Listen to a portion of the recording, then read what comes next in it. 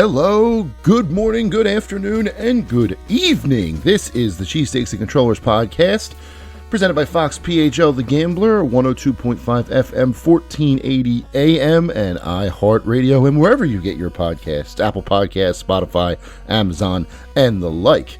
My name is Jason Finelli, and I am the Esports and Gaming Insider for Fox PHL The Gambler, coming at you after a fantastic evening of Game Awards. Official co-stream is over. We had a blast watching the show and seeing all the people win the awards and everything like that, all the great reveals that happened during the show.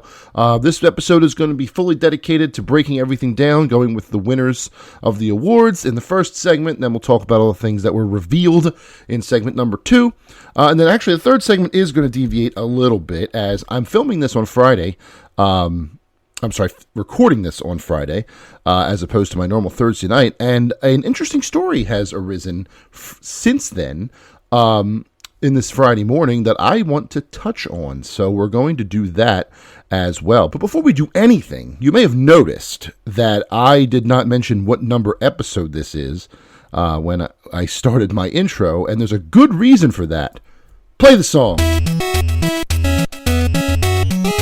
That's right, folks. We are in episode 76, and we are jamming to an 8-bit remix of the famous 76ers theme song, created by one of my good friends, and the creator of the theme music for Cheesesteaks and Controllers. His name is Rakois, or Ralph, as I know him. Please go to youtube.com/Rakois and listen to all of his remixes. They are all fantastic. If you have not done so already. He used to do 8-bit and 16-bit remixes of popular songs into either Nintendo sounding music or into Sega sounding music. I'll play another one throughout the show. In fact, I'll probably play one in the first segment. But I love his music. I love his stuff. And if you haven't heard it yet, I highly recommend that you do it. That is youtube.com/Rakois, RAKOHUS. But enough about that. Let's get into the Game Awards 2021. Fantastic show last night. Just over 3.5 hours if you include the pre-show and the 10 minutes or so that they ran over 11 o'clock p.m. Eastern Time.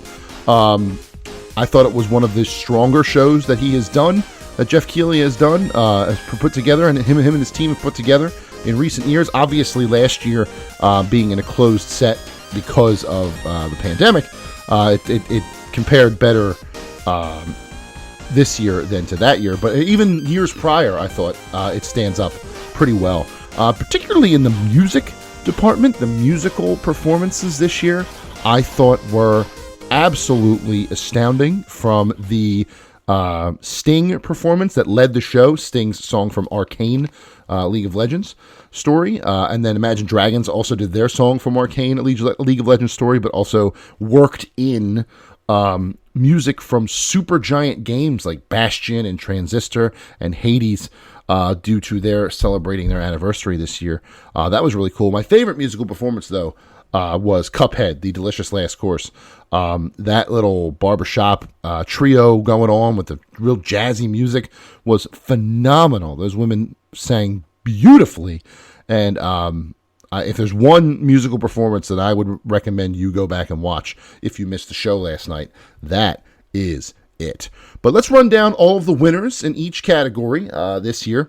A couple of them made me scratch my head. A couple of them were pretty much expected, and a couple of them were really, really out of left field. So we're starting with the esports and creators categories here. For Content Creator of the Year, the winner was Dream, which I feel is kind of, not that I really had any skin in this game. I didn't know any of the content creators in this category, but to pick one who had gone through a healthy bit of controversy this year, including being found to have cheated in a speedrunning competition in order to make a world record for some sort of Minecraft speedrun. Pretty weird to then give him Content Creator of the Year at the Esports Awards. At the Game Awards. I thought that was a little strange, but it was not the only potential trip up of the day. We'll get into that in segment number 2 when it comes to things that were announced a little later on. Best esports event went to League of Legends World Championships. I thought maybe it might go to something that happened live with a crowd, but League of Legends does it better than anybody else. That's why they've been at the driver's seat of esports for the better part of a decade, and this award is obviously very well justified. They know what they are doing. Same with Best Esports Coach. That is Coma from Damn One Gaming. I believe, at least it seems like, these votes were taken before the end of League of Legends World Championships this year. They may have gone a different way, but Coma is the coach of the 2020 League of Legends World Champion, the 2021 League of Legends runner-up, so that award makes perfect sense. Best Esports Team, considering this is a America-heavy show, the Game Awards is, I would have thought instantly we would be talking about the Atlanta FaZe or even Sentinels in Valorant when we're talking about the best esports team. The fact that it went to Natus Vincere, a Counter-Strike team, is absolutely mind-blowing, as is the fact that best esports player also went to a Counter-Strike player by the name of Simple, who plays for Natus Vincere. The Counter-Strike community came out in droves, apparently, in the fan voting. That's the only way that makes sense. Or a lot of the jury considers... I guess it's an international jury, so Counter-Strike being forefront of their minds does make a lot of sense, because as good as Counter-Strike esports are, the scene, as I understand it, is basically dead in North America. So maybe it's just my North American bias coming out. It was replaced basically by Valorant. All of the American Counter-Strike pros that there were now play Valorant. So I guess my surprise comes from that lack of lack of attention, let's call it, for Counter-Strike. So to see Simple and Natus Vincere win was very surprising. I thought for sure we'd be talking about Atlanta FaZe and Simp, or Sentinels and Tens. And then the best esports game, League of Legends, makes sense. It's been the best esports game, like I said, for the better part of a decade. Counter-Strike was there, Call of Duty was there, Dota 2 and Valorant also nominated. We'd like to start seeing some fighting games in there, perhaps maybe in the next generation of fighting games. Maybe KOF 15 can in there next year for esports game as well as fighting game, but then again, FGC still not to the same quote-unquote level as the esports that they're focusing on here. I would behoove the esports stories to start considering fighting games in there. Thank you. All right, now let's get into the bulk of the other awards from the show. First was the Players' Voice Award. So this is a unique award that they do every single year. We're about 2 weeks out, or maybe a week out. They list 30 games, and they have fans vote on those 30 games, and they break them down to 10. You can vote for 5 of the 30 games. Once it gets to 10, I believe you can vote for 2 of those 10. And then when they get to 5, you vote for the last one. You vote for your favorite of the 5. I have a bone to pick with this category, and the reason is Halo Infinite ended up winning the whole thing. Now, does Halo Infinite deserve it? Probably. Is there a little bit of recency bias, considering the campaign for Halo Infinite launched the day before the award show and the multiplayer for it a couple weeks before the show? Maybe. But the fact that Halo Infinite was not eligible for any other awards because it launched after the deadline, but then can sneak in here, basically just seems like an excuse to be able to talk about Halo Infinite, which you did anyway, because like Simu Liu, the guy, actor who played Shang-Chi, mentioned Halo. Halo was in every Future Class video that they did, highlighting the people in the Future Class. They followed 2 different streamers, both of whom were playing Halo on their stream. So you got Halo into the broadcast. You didn't need Halo here. I felt like that was a major disservice. You could have put something else there and then included Halo next year when it's eligible for everything else. Why did the eligibility change for the Player's Voice? That's my question. Answer it, Jeff. Damn it. No, I'm just kidding. Most anticipated game for the second year in a row was Elden Ring, which was conveniently placed right before a trailer for Elden Ring that included some sort of like animatronic pot enemy that came up onto the stage. Where Jeff Keighley says, "Hey, it's my little pot friend," and that'll be memed for eternity. It was pretty funny, actually. Best debut indie game went to Kenna Bridge of Spirits, ranking very highly on my list of backlogged games that are giving me actual anxiety that I have not played yet. I really want to dig into that, hopefully before the end of the year, so I can include it in my best ofs, but I don't know if that's going to happen. Best multiplayer game went to It Takes Two. I thought maybe Back 4 Blood might take this, or Monster Hunter Rise, but It Takes Two takes the crown, which makes sense later on. We'll get to that. Best simulation strategy game went to Age of Empires 4. No argument here from me. I do like Evil Genius 2, and I thought Inscription was an interesting idea, but Age of Empires 4. Age of Empires has been a gold standard in sim strategy for a long time. No argument here. Best sports and racing, Forza Horizon 5. I don't know why I even have to explain this one. FIFA wasn't going to win, even though it was nominated. And F1, Hot Wheels, and Riders Republic just don't hold a candle to Forza. So I bet that was probably the biggest landslide of the entire show.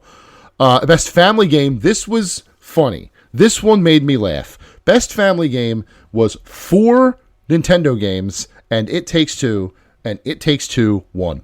That makes me laugh very much. The fact that Nintendo had 80% of the nominees but 0% of the winners is awesome. Not that I'm against Nintendo or anything. It's just funny. It's just funny to look at. Best fighting game goes to Guilty Gear Strive, because of course it did. No disrespect to Demon Slayer, Melty Blood, Nick Brawl, or Virtua Fighter 5 Ultimate Showdown, but honestly, those are the only 5 fighting games that came out all year.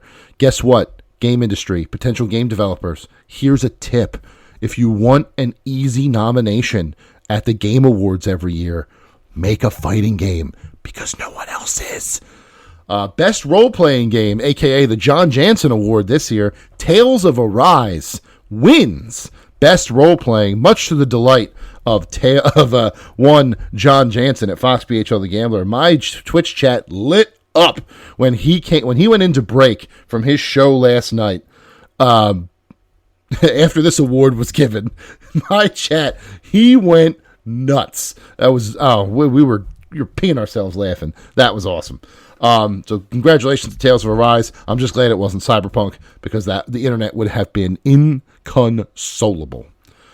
Best action adventure game, I believe, was Nintendo's only win of the night at Metroid Dread, going over Guardians of the Galaxy, Psychonauts 2, Rift Apart, and Resident Evil Village. I'm fine with that. Metroid Dread, again, another one high on my list of things that are giving me anxiety that I haven't played yet, even though I own them and they're staring me in the face. This one even more so, because I bought like the $90 collector's edition and I haven't even opened it yet. So I gotta get on that. That was action adventure. Best action, just straight up action game, goes to Returnal, with Back 4 Blood, Chivalry 2, Deathloop, and Far Cry 6, the other nominees. Returnal makes sense. Very, very highly hyped game when it came out in May. The fact that they have added save states means that I might actually jump in at this point, because the original idea, it is a roguelike, so having to start again beginning after death makes sense, but when the game is so hard and you forget to put those things, I get why people were upset. So now that their save states are in there, I'll probably jump in. Innovation and accessibility went to Forza Horizon 5. I like this award for Forza 5. I understand that the accessibility options in there are very robust, but I would have liked to have seen a win for The Veil, Shadow of the Crown by Falling Squirrel, not just because I'm biased, because he was one of my first interviews on this show, but because the concept itself was completely unique. For those that don't know, in The Veil, Shadow of the Crown, you play as a blind girl, and therefore nothing actually appears on the screen except for like sparkles. Instead, you have to wear headphones, use the 3D audio, and figure out where you're going. So like if you're at a busy marketplace and you're looking for the blacksmith, let's say, you have to listen for the sound of a blacksmith banging on a piece of metal, and that's how you know you're there. Fantastic idea. I wish it had won this award, but Forza 5 does, from what I understand, makes sense. Best VR and AR game, Resident Evil 4 VR makes perfect sense. One of the best games ever made, perfectly translated into VR. The other games on this list are also good, but as soon as I heard RE4 VR, I knew it was going to win. Best community support went to Final Fantasy XIV. Makes sense. If you play the game, you absolutely love it. If you don't play the game, you wish you did. At least that's how I think about it. Would have liked to have seen Fortnite take this award simply because I play it, but I get the Final Fantasy XIV love. Best mobile game makes me upset as well. Genshin Impact taking it over Fantasian, League of Legends Wild Rift, Marvel Future Revolution, and Pokemon Unite. As soon as Genshin Impact hit consoles, it was a console game. Don't at me. It should not have been in this list. I guess that also applies to Pokemon Unite, but I was rooting for Fantasian, which is the modern Chrono Trigger, but Genshin Impact takes that. Best independent game, another example of an award where it was heavy for one particular publisher, but that publisher did not come out on top. Kenna Bridge of Spirits wins this as well. Ember Lab's debut game, taking Best Indie Game for 2021. Over 12 minutes and 3 Devolver digital titles in Death's Door, Inscription, and Loop Hero. All 5 of those games are worth playing, as I understand. I can say for sure that Death's Door and Loop Hero are. 12 minutes is good, but prepare for some weird stuff the further you get into that game. And then Kenna, I've already talked about. I need to play that game. Best ongoing game, again, Final Fantasy XIV wins this. Makes sense. People absolutely love it. Now, with the voting happened before Endwalker came out, but just based on the way people have been talking about it even before Endwalker, this makes perfect sense. Again, was rooting for Fortnite because I play it, but Final Fantasy XIV, can't argue with that. Games for Impact, which is a category that talks about games that try to move the medium forward through their stories or tell stories from people or cultures or whatever that wouldn't normally be represented, just like stories that try to be more inclusive, bring the gaming industry together. Life is Strange True Colors wins that. Have not played it yet, but it sounds like this was another award that was definitely deserved in that category. Best Performance, this is now a gender-neutral category. It used to be Best Performance by a Male, Best Performance by a Female, but they have now combined them into one category. The nominees were Erica Mori as Alex Chen from Life is Strange, Giancarlo Esposito as Anton Castillo from Far Cry 6. The 2 Deathloop main characters, the hero Colt was played by Jason E. Kelly. The villain, Juliana, was played by Oziyama, I'll never say that name right, I'm sorry. Oziyama Akaga, I believe, played Juliana. But the winner was Maggie Robertson for Lady Dimitrescu, and I gotta be honest with you, it makes the most sense. Not because the other performances weren't good. Giancarlo Esposito, very good. Jason Kelly, very good. The name I can't pronounce is Juliana, very good. But no character made the same indelible mark on the industry as Lady D.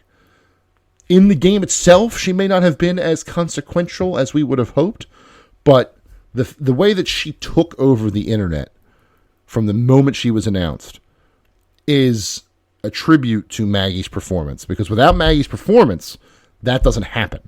People aren't as attached to her. Yes, a lot of what was on the internet about her had to do with her physical appearance, let's call it.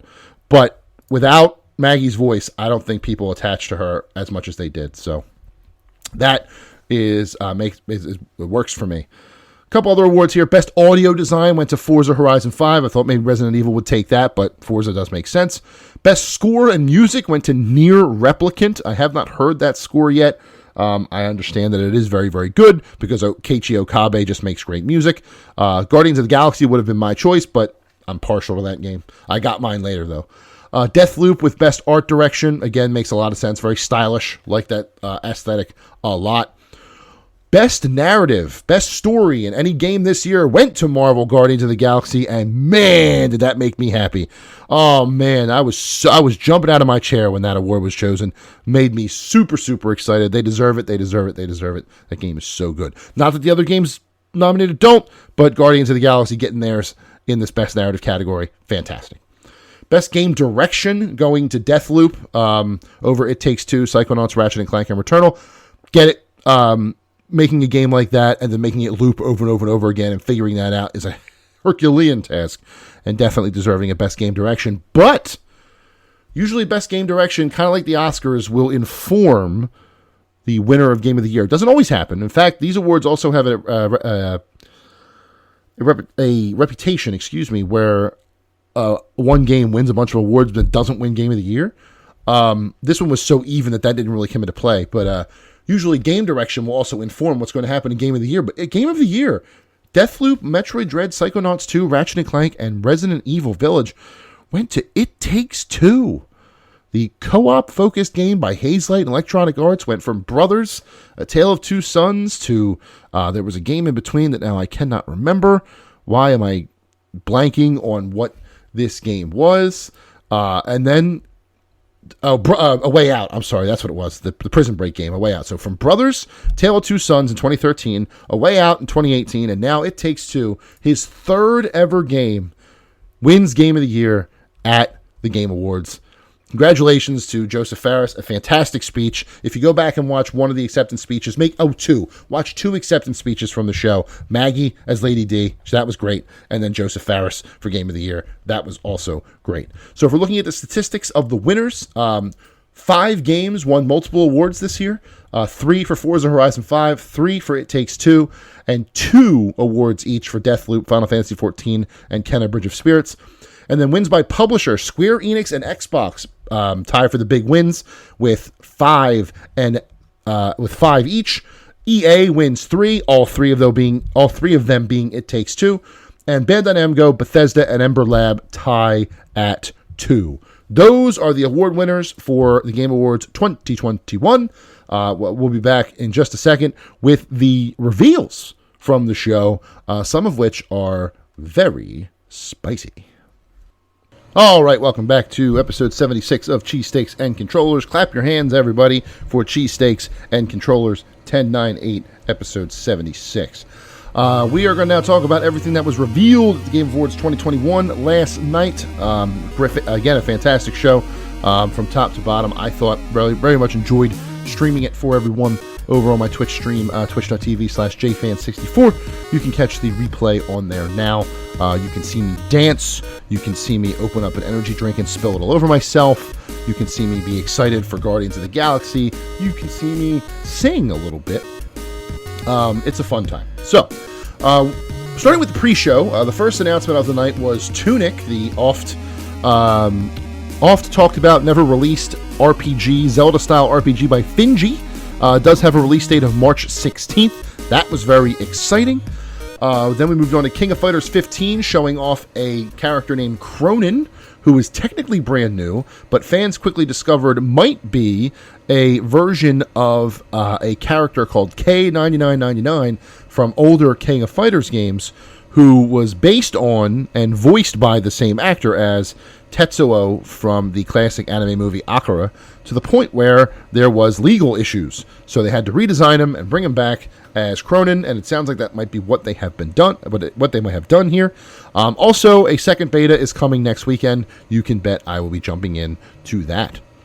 A couple of big announcements followed in the pre-show, especially from previous IPs or franchises, not necessarily in games. The first one coming from the horror movie, the horror studio that made Layers of Fear and Friday the 13th. The Texas Chainsaw Massacre is on their docket next, a asymmetrical multiplayer game where some folks will play as survivors trying to get out, and some folks will play as Leatherface himself. That was a nice little surprise, as was Telltale coming back into it with a game from The Expanse, one of a very popular show, I believe, on Sci-Fi. Not one that I have watched, but popular enough to get its own game from Telltale, one of their first games back after being reborn. So that's exciting, just to see them back in general. If you want to show me The Wolf Among Us 2 any day now, I would appreciate that. Babylon's Fall, the Square Enix and Platinum Games partnership, was announced next. That game had a trailer play next. That is coming out March the 3rd now. Finally getting that game for PS4, PS5, and PC. New trailer for Chivalry 2 shows the next content update, House Aberfell, and the game can be played for free until December the 12th. So if you want to check out Chivalry 2 on PC, you can do that. Next was a trailer for Monster Hunter Rise Sunbreak. Nothing really new, just a couple of little story beats and some monsters. But the fact that it's coming at all, still pretty cool, coming next summer as it's currently scheduled. Next game was a brand new game by Outer Loop developer and Annapurna as publisher. It looks like a half dance battle, half RPG. I'm not really sure what's going on here, but it was very, very cool, very stylish, very interesting. And the name is fantastic, Thirsty Suitors. I love that. I love that name. I love everything about this, and I need to see more of that, please. And the fact that it's Annapurna. Annapurna is like Devolver, where everything that they touch, everything that they publish is good. It's good to... It might not be great. Most of them are, but they're definitely good. Devolver is just like that. Very good at finding talented developers making games. And I'm excited for this one. This one also, if it helps, came from the same developer that made Falcon Age, if you remember that indie game a couple years ago. Next up, Evil West got a gameplay reveal trailer, stylish action shooter with zombies in the Wild West that's coming out in 2022. Have a Nice Death, an action roguelite that looked a lot like Hollow Knight, hitting early access in March 2022, where you play as Death, the Grim Reaper. He is the CEO of Death Incorporated that registers the souls for the afterlife. A couple of his underlings are getting a little too ambitious, so you have to go through the office building for Death Incorporated and, take care of some things. Love that idea. Next, we had Planet of Lana, an very interesting, stylish-looking indie game. Can't really describe what's going on there, but that's a trailer I would suggest you take a look at. Persona 4 Ultimax being reborn on PS4, Steam, and Switch makes me so happy I cannot describe it. The fact that we are getting this fighting game back on modern consoles, it's a fantastic game, and one that I do recommend that you take a look at. If you like games like Guilty Gear, if you like Arc System games at all, this one is awesome. And that, I believe, was the last announcement of the pre-show. Then we moved on to the main show, starting off with a game that also kicked off the Game Awards in 2019. We saw first gameplay for Hellblade 2: Senua's Saga. If you watched the show last night and you did not watch this trailer with headphones on, I implore you to watch it again with them on, because as in the first game where you hear the voices in her head, but if you have headphones on, you hear them at all different parts of your headphones in a spatial 3D audio thing going on. The trailer does it too. This gameplay trailer does it. It comes through, and it's awesome. So please go check that out with headphones on. The next game was a bit of a controversial one. Not that we didn't like the idea of Star Wars Eclipse, things happening in the High Republic. What we didn't like was that it's Quantic Dream who's making it, the creator David Cage, or the head of the studio David Cage, known for being a jerk, let's put it that way. So that was a bit of a disappointing thing, but the game concept looked pretty cool. Maybe this studio can right the ship and David Cage can stop being a jerk, but I don't see that happening anytime soon. Next one was a huge surprise, such a big surprise, in fact, that Jeff Keighley introduced it with, when I go on Twitter the week before my show, I always worry about things leaking. This was the one I was worried about the most. I'm so glad it didn't. And it's a brand new action-adventure game by the studio behind Middle-earth, Shadow of Mordor, and Shadow of War. They're making a Wonder Woman game. Fantastic choice for them, and it will use the Nemesis system that was so popular. Warner Brothers trademarked it. So Wonder Woman, where enemies that defeat her grow stronger and become her nemesis. I love that. Alan Wake 2 was announced next, going full survival horror in what was one of my favorite announcements of the entire night. Not coming until 2023, but we are apparently going to see more in the summertime, which is cool. New trailer for Horizon Forbidden West, just showing off gameplay of what we have already seen before. That game coming out in February, definitely circled on my calendar. Final Fantasy VII Remake makes an appearance at this year's Game Awards, coming to PC through the Epic Games Store on December the 16th, so next week. That's exciting there. New trailer for Destiny 2, The Witch Queen, just showing off more gameplay of that expansion, which I also believe is in February or March of 2022. That's early next year as well. Then we got another brand new game reveal from the creator of the original Silent Hill, who went off and started doing his own thing. I believe the studio is called Bokeh, Bokeh, if my memory serves me. This one's a spooky one. It's called Slitterhead, and I don't want to say anything else. I just want you to go watch the Slitterhead reveal trailer, but do it during the day with the lights on, please. Don't do it at night. You're going to regret it. Slitterhead, coming soon. Nightingale is next, a interesting co-op survival game where you have to travel through portals to different types of worlds, gather resources, build tools, stuff like that.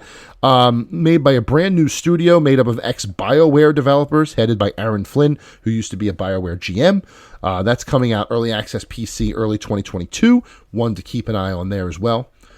Space Marine 2, Warhammer 40k Space Marine 2, another shocking announcement from this show. Did not expect to see that again.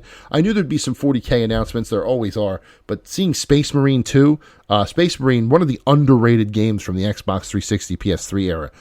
If you haven't played that yet and you have the ability to, please do, because Space Marine 2 is now coming.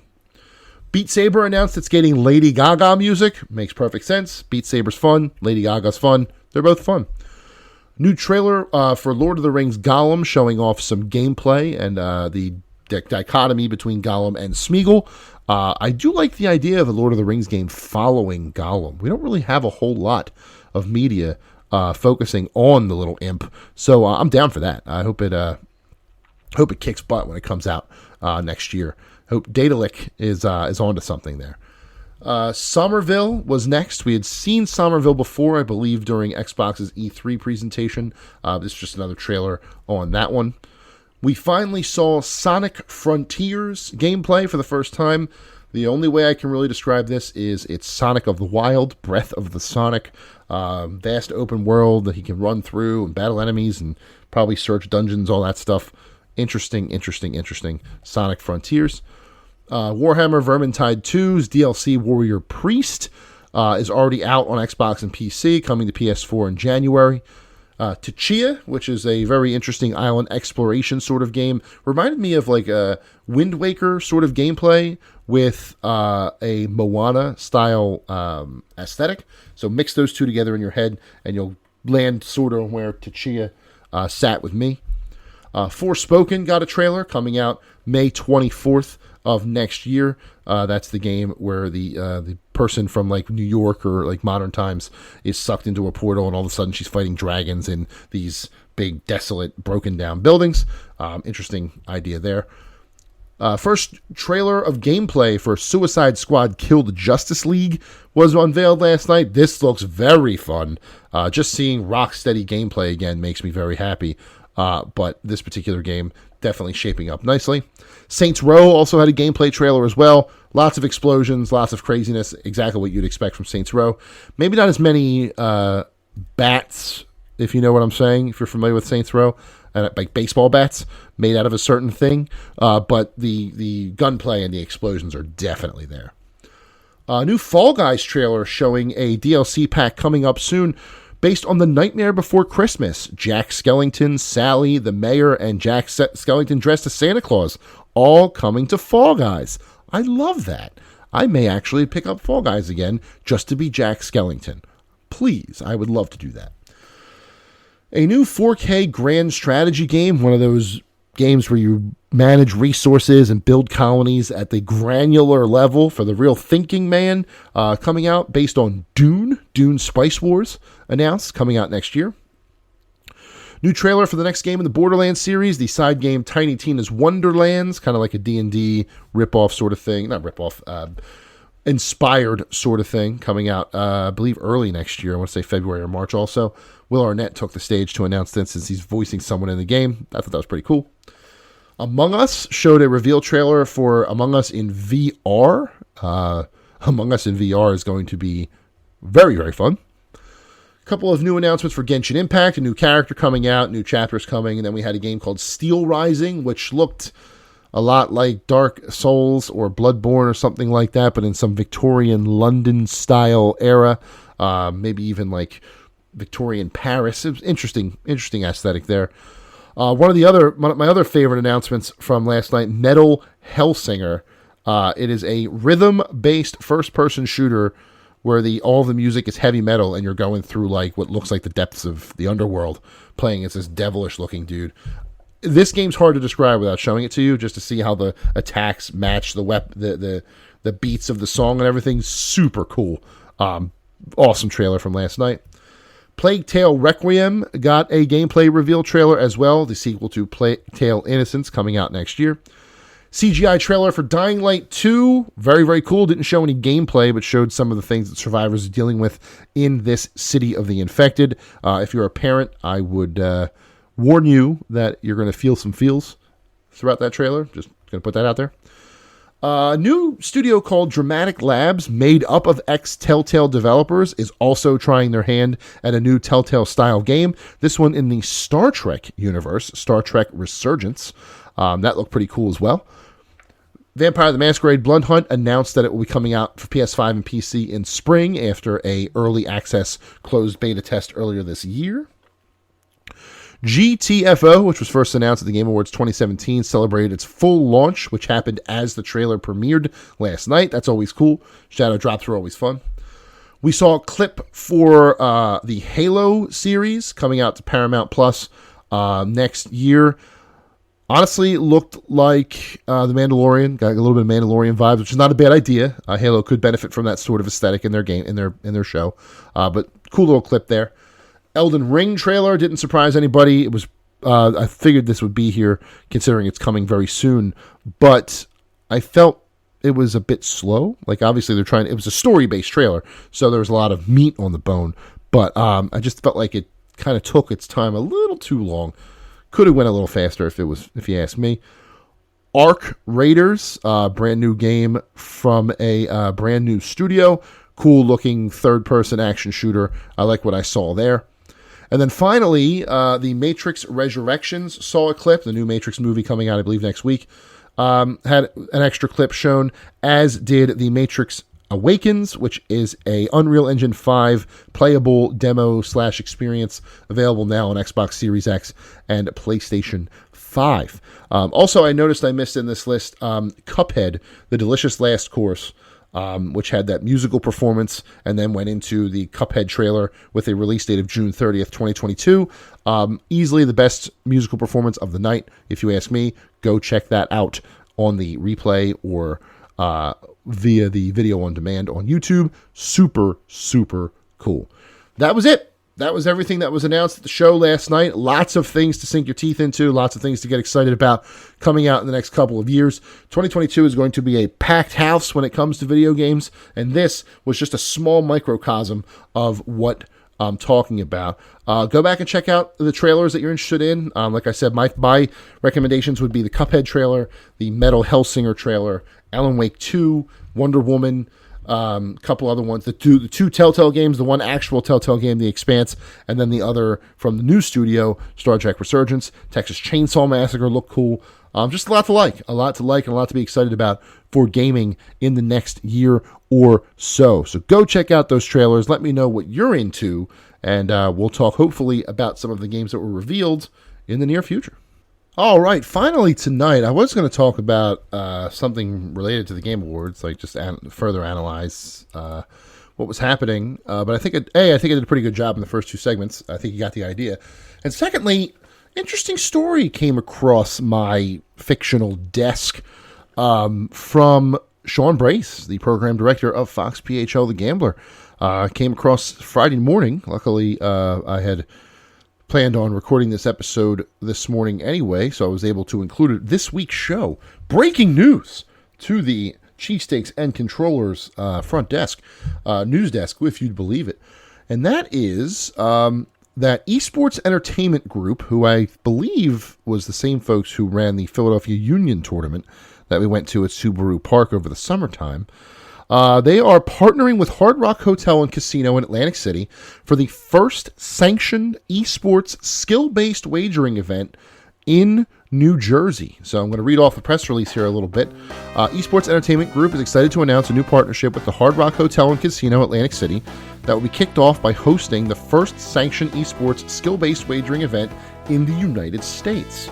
EEG and Hard Rock have teamed up to create a tournament on January 22nd and 23rd, happy birthday to me, 2022, that will launch LAN Duel, L-A-N Duel, and be the springboard for more esports betting events and permanent installations in the future at the casino and hotel venue. The launch will include a 2-day, 256-player in-person tournament, the first skill-based gaming event approved by the New Jersey Division of Gaming Enforcement, where participants will be permitted to wager on themselves in each round of the event. Players competing in the event will check in and create a LandDuel account. Once they're assigned to a PC, they will begin tournament play. Within the tournament, players will be able to place bets on their own matches as they try to make their way into the finals. Interested participants can click here to register for the tournament. So I have a couple of things reading this. The first one is, what are they playing? They don't tell you what you're actually playing until you press the button to click on registering. The game in question is Madden 22. Madden 22 is what they're going to be playing in this first ever LandDuel tournament. LandDuel, great name. Love that.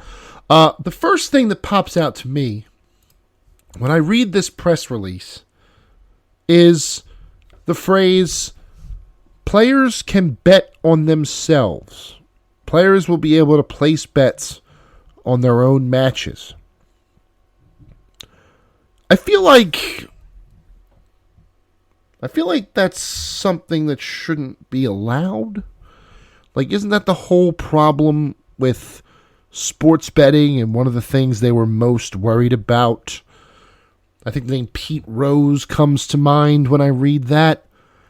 There's got to be something I'm missing that like, it's a different. I've been offered apps before, like access to apps before, where you basically meet up with another person for a money match. So the two of you connect on this app. You pick the game that you're playing. You put in money, and whoever wins gets the money. Basically the same way it would be if you were playing, like, a one-on-one basketball game or like something like that, or like a pool game where you both put down $25. The winner gets $50. This is different. This is a sanctioned 256-player in-person Madden tournament where everyone can bet on themselves, and not even including the fact that there's already a prize pool of $9,000. So my question is, so they'll be able to bet on themselves and then win the prize money too? Because that is even, maybe I'm overthinking this, but there just seems to be a lot of things that aren't being considered here when it comes to players being able to bet on themselves. I feel like maybe I'm old-fashioned. Maybe I'm thinking about this the wrong way. Maybe there's something I'm not seeing. If it's just like, if it's a tournament and there's a prize pool, right? And then if you win the prize pool, you win. If you win the tournament, you win the prize pool. Fine. But if it's what I said earlier, where you're just betting against the other person that you're playing, and like they put $5 down, they put $5 down, the winner gets the $10. That still is a little ripe for, manipulation, right? So like in the finals, you could have someone bet $100 that they're going to lose. I don't know. Maybe I have to think this through a little bit more, but I'm seeing that players can bet on themselves, and I have some red flags coming up. And that's not to say this is not a very exciting opportunity. The fact that the Hard Rock is hosting an esports tournament and is celebrating esports betting at all is phenomenal. I love that. But looking at this, I keep going to that they can bet on themselves. Something needs to be explained there. And I'm not making a connection here as to how that's going to work, especially with the Division of Gaming Enforcement there. What happened that the state of New Jersey was willing to sign off on this after seeing that players can bet on themselves? I just need that information before I really, sign into this, right? It doesn't really say anything about the app itself. I mean, maybe I'll see if I can have somebody from the EEG come on and talk about the show. I'll send a feeler out after I record today, see if we can't talk about this for the show. But again, love the fact that Hard Rock is talking about esports. Love the fact that what the heck is the word I'm waiting for? Jay, you were up for 4 hours last night streaming. No wonder you can't think of the words that you're looking for. The industry, there it is. The esports industry is getting attention from a place like the Hard Rock. The fact that I feel like esports betting is fine. Wanting to bet on an esports match, there's nothing wrong with that. It's when the players can bet on themselves that I'm having not the anxiety, but the questions are coming up, Like, I don't know what to make of that. So I just need a little more explanation on how that is allowed, but you can also mitigate someone throwing a game to make some extra money, or you know what I mean? Like, maybe because the bets are up front, like you can see them, so it's not like a player can bet $500 on himself to win, tell the opponent, like in the finals, the eventual winner bets $500 on himself to win, tells the guy, if you let me win this, I'll give you a chunk of the prize pool too. You know what I mean? Like, I just need to have more information. So, but on the surface, esports and Hard Rock, love it. But I just need a little bit more explained to me about players being able to bet on their own matches, because, like I said, the name Pete Rose comes to mind as to why many might think that's a very bad idea. But I hope that this continues. I'm excited for the day where, and I thought at first that this is what this was going to be. I'm excited for the day where I can just go into a casino in Jersey, in Philly, wherever, see the matches for like League of Legends that day, see the Call of Duty schedule that day, see the Overwatch League that day, and say, I want $25 on Atlanta FaZe to win. Or at the beginning of the season, put down $100 on the Philadelphia Fusion to win the whole thing. You know what I mean? That's what I'm excited for. This is cool. Esports events hosted by the Hard Rock is cool, but I'm still waiting for the day where esports betting is on the same wavelength as sports betting, and I can treat it the same. And by that I mean put in a little bit of money because I'm too scared to lose any, and then not actually do it for the rest of my life. That's how I approach betting, but I'm trying to get better at it.